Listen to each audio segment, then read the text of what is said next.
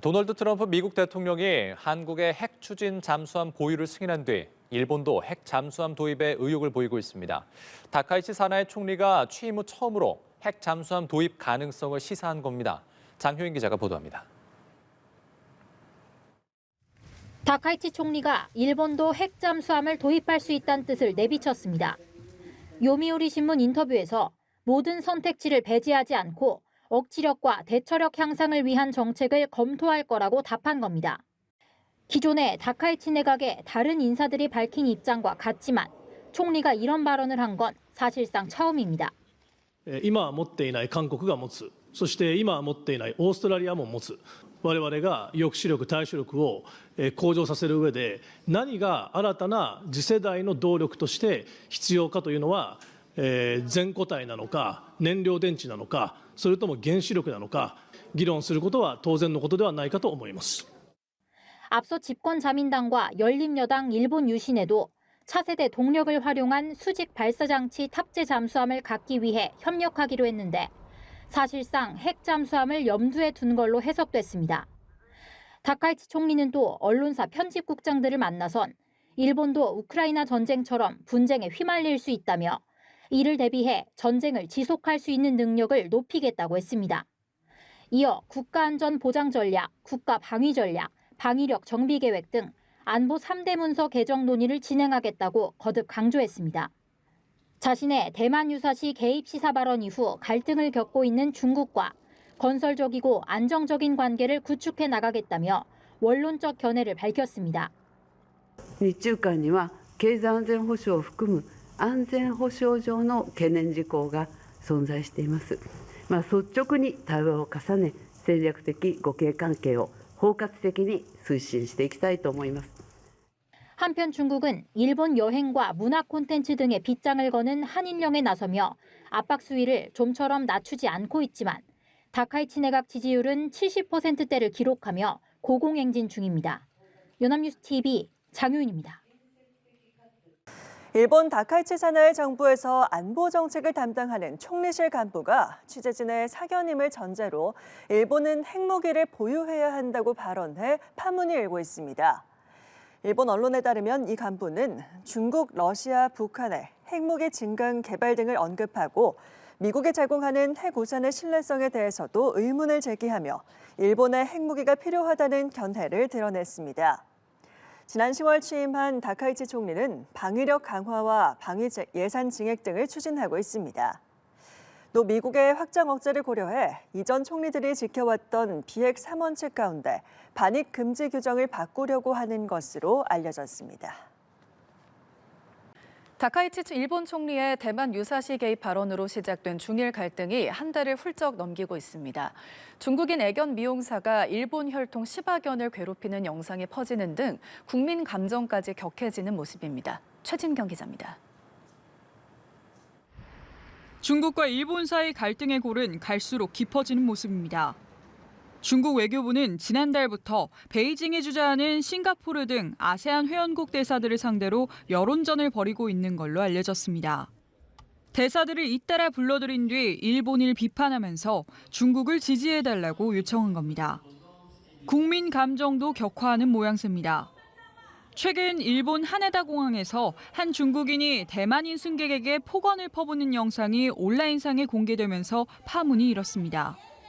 이 중국인은 대만인 승객이 출동한 경찰에게 일본어로 상황을 설명하려 하자 사람 말로 하라면서 비난한 걸로 전해졌습니다. 또 한 중국인 애견 미용사가 반일 감정을 나타내면서 일본 혈통의 시바견을 괴롭히는 영상이 퍼지며 공분을 사기도 했습니다. 다카이치 일본 총리는 갈등의 씨앗이 된 대만 유사시 개입 시사 발언에 대해 정부의 종래 입장을 바꾸는 건 아니라며 대화를 강조하면서도 발언 철회에는 여전히 명확한 입장을 내놓지 않고 있습니다. 日本政府の従来の立場を変えるものではありません。さまざまなレベルで中国および国際社会に対して粘り強く説明していく考えです。 일본 총리실 한 간부가 안보 환경을 이유로 일본에 핵무기가 필요하다는 의견을 드러내 논란이 더해졌고 중국은 사실이라면 심각한 사태라면서 위험한 음모라고 강하게 비판했습니다. 暴露出日方一些人企图突破国际法、拥有核武器的危险图谋。 미국 백악관은 협력을 강조하는 입장을 취하고 있는 가운데 미 상원에선 일본을 향한 중국의 압박을 비판하는 내용의 결의안이 제출됐습니다. 연합뉴스TV 최진경입니다.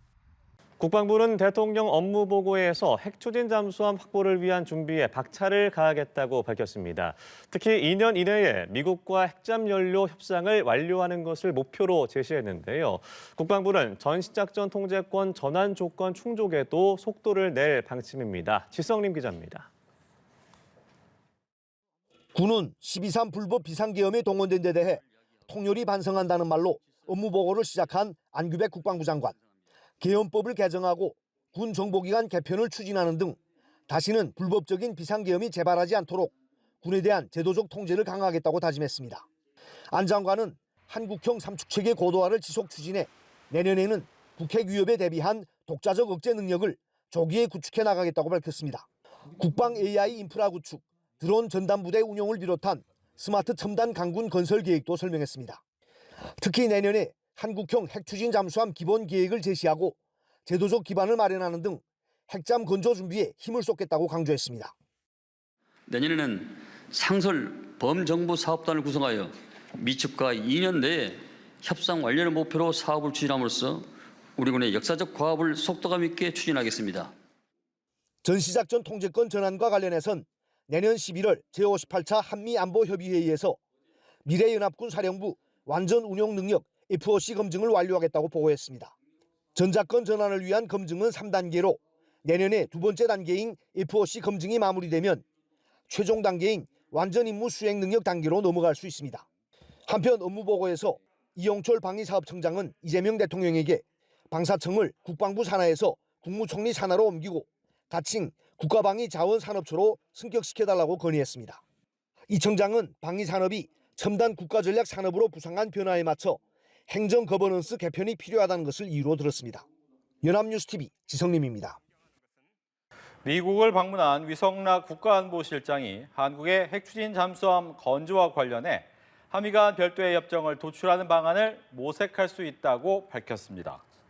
위 실장은 현지 시간 16일 워싱턴 DC 인근 덜레스 국제공항에서 취재진과 만나 호주처럼 미국 원자력법에 따른 예외 적용을 위해서는 양자 합의가 필요하다며 관련 가능성을 협의하겠다고 말했습니다.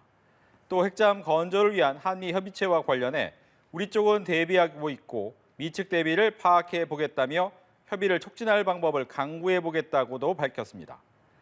위 실장은 방미 기간 마코 루비오 미 국무장관과 크리스 라이트 에너지부 장관을 만나 한국의 우라늄 농축과 핵잠 건조 문제를 논의하고 대북 정책 공조 방안에 대해서도 의견을 나눌 예정입니다.